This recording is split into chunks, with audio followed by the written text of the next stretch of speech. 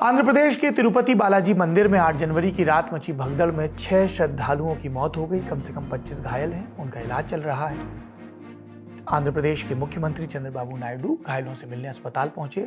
राष्ट्रपति द्रौपदी मुर्मू ने हादसे पर दुख व्यक्त किया। अब सवाल यह है कि भगदड़ हुई कैसे। जानकारियां अभी स्थानीय लोग और मीडिया रिपोर्ट्स के माध्यम से सामने आ रही हैं। जब लोग बैकुंठ द्वार दर्शन के टोकन के लिए लाइन में थे, तभी स्थिति बिगड़ी। ये बैकुंठ द्वार दर्शन क्या है, इस बारे में मंदिर की व्यवस्था देखने वाली तिरुमाला तिरुपति देवस्थानम यानी टीडीटी के कार्यकारी अधिकारी जे श्यामला राव ने बताया कि 10 से 19 जनवरी तक बैकुंठ एकादशी पर बैकुंठ द्वार दर्शन के लिए खोले जाने थे। सुबह 4:30 बजे से प्रोटोकॉल दर्शन शुरू होगा, फिर 8 बजे से सर्व दर्शन यानी सबके लिए।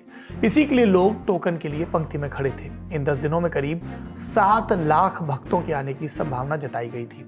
इंडिया टुडे की रिपोर्ट के मुताबिक टोकन 9 जनवरी की सुबह से बंटने थे, लेकिन 8 जनवरी की रात से ही काउंटर पर भारी भीड़ लग गई। 4000 से ज्यादा लोग लाइन में थे। पहले से ही काफी अव्यवस्था और धक्का मुक्की जैसा माहौल। प्राथमिक जानकारी के मुताबिक टोकन की लाइन में खड़ी मल्लिका नाम की एक महिला अचानक बेसुध होकर गिर पड़ी। जब उनको वहां से निकाला जाना था, अस्पताल ले जाने के लिए एक दरवाजा खोला गया। भीड़ को लगा कोई रास्ता है। भारी भीड़ बिना कुछ जाने समझे उसी गेट की तरफ भागी और भगदड़ शुरू हो गई। मल्लिका समेत 6 लोगों की मौके पर ही मौत हो गई। टीडी चेयरमैन ने कहा यह प्रशासन की चूक के कारण हुआ है। उन्होंने कहा डीएसपी ने एक तरफ का गेट खोला और सारे लोग उधर की ओर ही भागने लगे। 6 मृतकों में अभी एक की ही पहचान हो पाई है। अगली सुर्खी, प्रधानमंत्री नरेंद्र मोदी 9 जनवरी को 18वें प्रवासी भारतीय सम्मेलन में शामिल हुए। ये जैसा पहले बताया ओडिशा की राजधानी भुवनेश्वर में आयोजित किया गया। कार्यक्रम में शामिल होने के लिए 70 देशों से 3000 से ज्यादा प्रतिनिधि पहुंचे हैं। इस दौरान प्रधानमंत्री ने प्रवासी भारतीय एक्सप्रेस को भी हरी झंडी दिखाई। ये प्रवासियों के लिए स्पेशल टूरिस्ट ट्रेन है। दिल्ली के निजामुद्दीन रेलवे स्टेशन से चलकर 3 हफ्ते तक कई जगहों पर जाएगी। इस मौके पर पीएम मोदी ने कहा दुनिया में भारत का डंका बज रहा है। भारत अपना पक्ष मजबूती से रखता है। ग्लोबल साउथ की आवाज पूरी ताकत से उठ रही है। पीएम ने आगे भारतीय प्रवासी समुदाय को संबोधित करते हुए कहा कि आप सबकी वजह से मुझे दुनिया में गर्व से सर ऊंचा रखने का मौका मिलता है।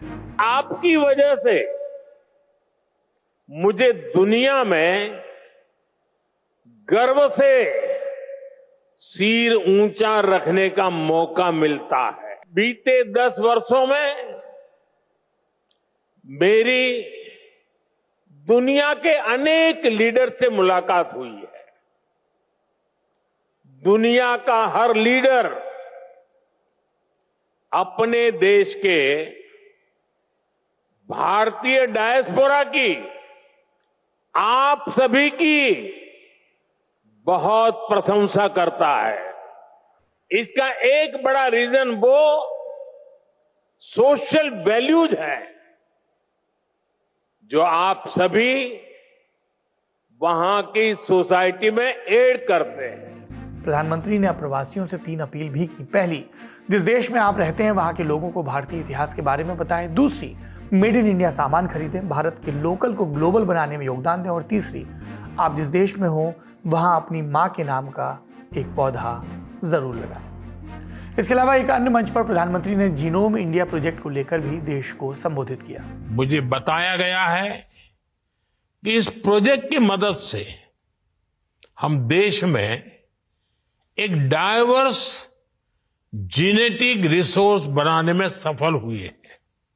इस प्रोजेक्ट के तहत देश में अलग अलग आबादियों से जुड़े 10,000 लोगों की जीनोम सीक्वेंसिंग की गई है।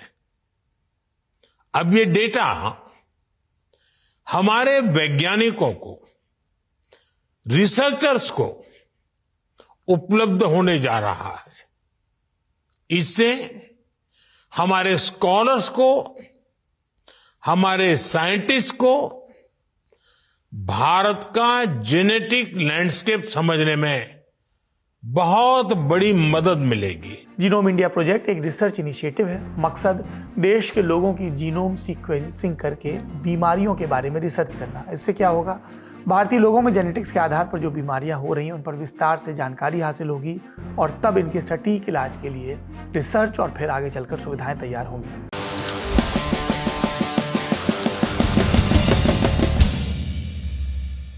What about Virat Kohli? The style of leadership was not inclusive. मेरे तरह बनो तो आप फिट हो जाओगे. Like UV Pa's instincts, yeah. Bikki John प्यार का भूखा, काऊ के धन दौलत का नाव. अंधेरा मुझे प्रिय है. मुझे अंधेरे की औलादों से क्या नफरत होगा. फिर अपनी आजा गुफाओं में आप मेरा फेवरेट गाना है बस.